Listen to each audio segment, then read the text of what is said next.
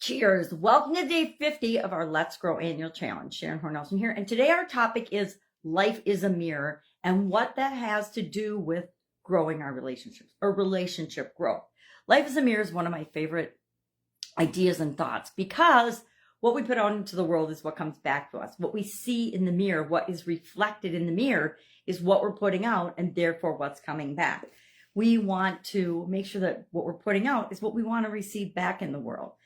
There's a great poem. I think it's not The Man in the Mirror or something like that, but it's something like that. And I'll make sure I find that poem and share it this year during our annual challenge because it's also about reflection and reflecting back on our life. It was my late father's favorite poem, and I love it. I think I usually share it about once a year, so I'll make sure I do that, but not today. I didn't look it up today. So we're going to share Tracy's story in Guide 2 that talks about life being a mirror and reflection and how that has impacted her relationships throughout her lifetime.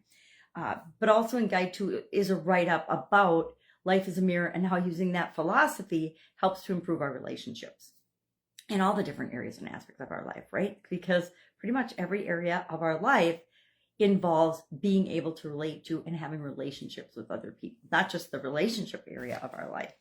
So the power of perception, the power of being able to interact with other people and connect with other people is what relationships are all about.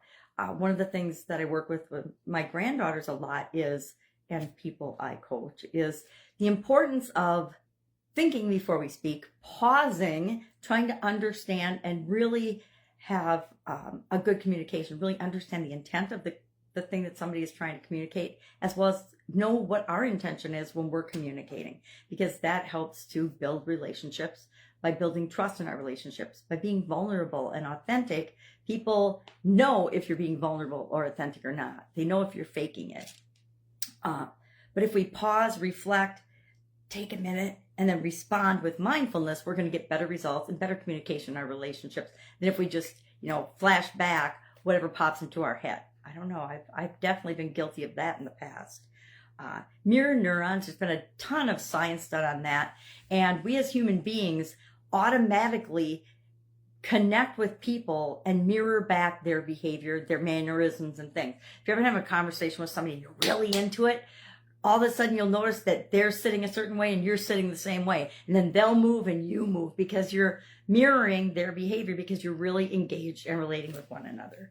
There's a whole science of body language and there's a whole science behind that. Way too much to go into today. And the other thing that is really powerful about mirroring and thinking about life as being a mirror is that it allows us to break patterns that we no longer want to have in our life. We all have patterns and routines that we follow automatically, mostly on a subconscious level. Many of them serve us. The vast majority of them serve us and make our life work. But there's always those that are running in the background that we're not necessarily consciously aware of that cause us problems and challenges. One of mine is I interrupt. I talk. As soon as I get an idea, I start talking. Not a good behavior. So that might be one that I work on today or the rest of this month to eliminate. We also want to cultivate authenticity and vulnerability in all of our relationships, right? At least the most important ones. So what's our action item today? We're going to do a mirror exercise, not the usual mirror exercise that I do, but we'll do that later in the year. I'm sure we'll do that later in the year. So, and what we're going to do today is we are going to take a minute. I would say have a little piece of paper with you, a little Post-it note or piece of paper or your book. I always keep a book for every challenge that I do, and so I always write down things in it. We're going to look in the mirror. We're going to look ourselves in the eyes in the mirror, and we're going to notice what comes up.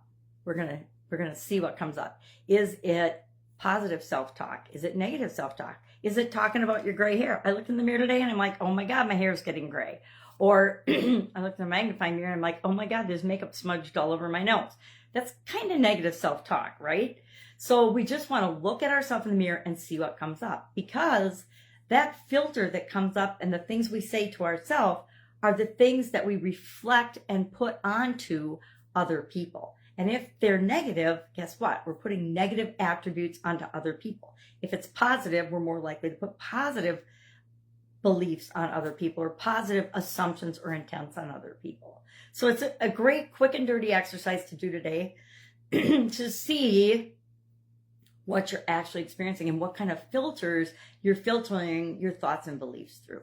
Any questions about this, hit me up and ask. Otherwise, Guide 2 has a write-up and Tracy's story. Guide 1 has the videos in the Let's Grow Annual Challenge private Facebook group page. But I'm always here to answer questions.